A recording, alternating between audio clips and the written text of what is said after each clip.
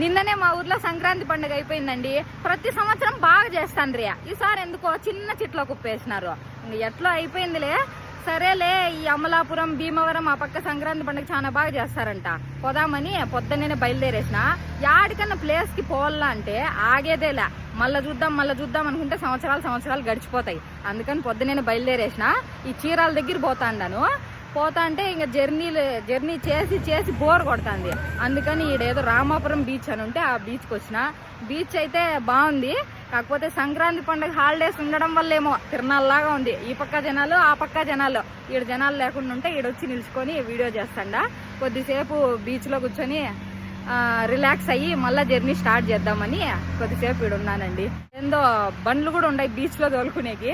అది కొద్దిసేపు ఓ 10 minutes కింద అని ఉంది. అది తీసుకొని కొద్దిసేపు ఇట్లా అట్లా కూడా తిరగొచ్చు. బీచ్ అయితే స్విమ్మింగ్ చేసుకునేకి అట్లా చాలా బాగుంది. లోతు కూడా తక్కువ ఉంది.